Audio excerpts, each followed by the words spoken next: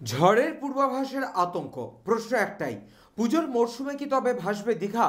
শারদোৎসবের মুখে সমুদ্র তীরবর্তী দীঘা যখন পর্যটক সমাগমের জন্য সাজছে, ঠিক তখনই আবহাওয়া দপ্তরের সতর্কবার্তা।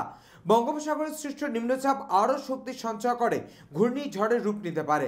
এর প্রভাবে সমুদ্র উত্তাল আর উপকূলীয় এলাকায় বন্যা ও প্রাকৃতিক দুর্যোগের আশঙ্কা দেখা দিয়েছে। দীঘা, মন্দারমণি, শঙ্করপুর, তাজপুর, উদয়পুরে ইতিমধ্যে সমুদ্রের ঢেউ অস্বাভাবিকভাবে ফুলছে। জেলা প্রশাসন ও বিপর্যয় মোকাবিলা দপ্তর উপকূলবর্তী মানুষদের সতর্ক করেছেন এবং প্রয়োজনে নিরাপদ স্থানে সরিয়ে নেওয়ার প্রস্তুতি চলছে। পর্যটকদের সতর্ক থাকার পরামর্শ দেওয়া হয়েছে। সমুদ্রে সাঁতার কাটা নিষিদ্ধ করা হয়েছে এবং হোটেল মালিকদের নির্দেশ দেওয়া হয়েছে পর্যটকদের নিরাপত্তার দিকে বিশেষ নজর দিতে। দীঘার শঙ্করপুর হোটেলিয়ার্স অ্যাসোসিয়েশনের সভাপতি সুশান্ত পাত্র জানান, পর্যটক এবং স্থানীয়দের নিরাপত্তা এখন প্রধান উদ্বেগের বিষয়, কিন্তু এ নিয়ে চিন্তার কোনো কারণ নেই। আমরা সব রকমের প্রস্তুতি ইতিমধ্যেই সেরে ফেলেছি, দুশ্চিন্তার কোনো কারণ নেই। পুজোর মরশুমে পর্যটন শিল্পের উপর ভর করা দীঘা সহ উপকূলীয় এলাকার জন্য প্রকৃতির এই ভ্রুকুটি বড় ধাক্কা হতে পারে। উৎসবের আনন্দের মাঝেই নেমে এসেছে এক অনিশ্চয়তার ছায়া।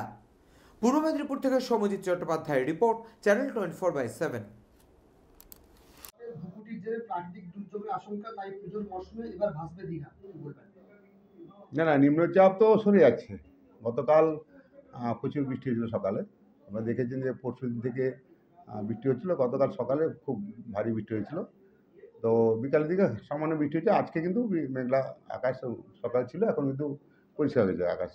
তো আশা করি নিম্নচাপ সরে যাচ্ছে, আর পুজো হয়তো সমস্যা হবে বলে মনে হয় না। আবহাওয়াবিদরা জানাচ্ছেন যে মহাপঞ্চমী থেকে আবার নিম্নচাপের গুরুত্ব আশঙ্কা। এখন প্রকৃতির বিরুদ্ধে তো কেউ যেতে পারবো না, বা প্রকৃতির কে আমরা খণ্ডন করতে পারবো না। যদি প্রকৃতি সেরকম হয়, যদি নিম্নচাপ হয়ও, কিছু করা থাকবে না। তো আমরা কিন্তু দীঘাতে সব প্রস্তুত। দীঘাতে যতগুলো পুজো মণ্ডপ আছে সবাই কিন্তু পরিকাঠামো ভালো করেছে। যত ঝড়ঝাপটা হলেও বা বৃষ্টি হলেও কোনো সমস্যা হবে বলে মনে হয় না। পর্যটক এবং সাধারণ যদি না আসেন, তো সেক্ষেত্রে তো ব্যবসায়ীদের মাথায় হাত পড়বে। হ্যাঁ, না আসা নয়, সবাই আসবেন। আর দীঘাতে মূলত লোকে আসে এই ঝড়ঝাপটা দেখতে বা সমুদ্রের জলোচ্ছ্বাস দেখতে আসে। তো যখনই দেখবেন প্রাকৃতিক দুর্যোগ হচ্ছে বলে শোনা যাচ্ছে, তখনই লোকটা কিন্তু বাড়ে দীঘাতে। প্রশাসনিকভাবে হয়তো ওদের বেরোতে দেওয়া হয় না, কিন্তু লোকে কিন্তু উৎসুক থাকে যে দীঘাতে একটু ঝড় দেখবে, দীঘাতে একটু জলোচ্ছ্বাস দেখবে, একটু জল রাস্তায় উঠে আছে এগুলো দেখবে। এটার মজা পায় আর কি, এটা দেখার জন্য লোকে আসে। তবে বুকিং সব ভালো আছে হোটেলগুলো, লোক কিন্তু আসবে সবাই। বলছি, বাড়তি কি নজরদারি রয়েছে?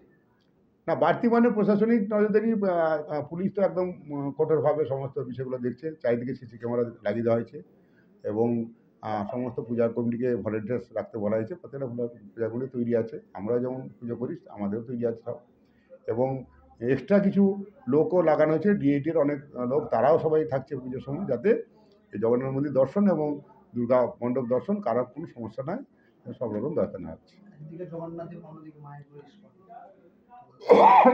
কতটা কি সম্পূর্ণ ঘটবে? এইখানে আমরা দীঘায় যে মায়াপুরের মন্দিরটা করেছি, দেখছেন মন্দির তো প্রায় কমপ্লিট। মুখ্যমন্ত্রী মমতা ব্যানার্জি দীঘাতে একটা জগন্নাথ মন্দির উপহার দিয়েছেন। সেখানে প্রচুর লোক আসছেন। আবার একটা যেহেতু পুজোর একটা বড় ছুটি থাকে, সবাই বাঙালির বড় উৎসব, এখানে দুটো কাজের জন্য লোক আসবেন। একটা দুর্গাপুজোও দেখবেন, সঙ্গে জগন্নাথ মন্দিরও দেখবেন।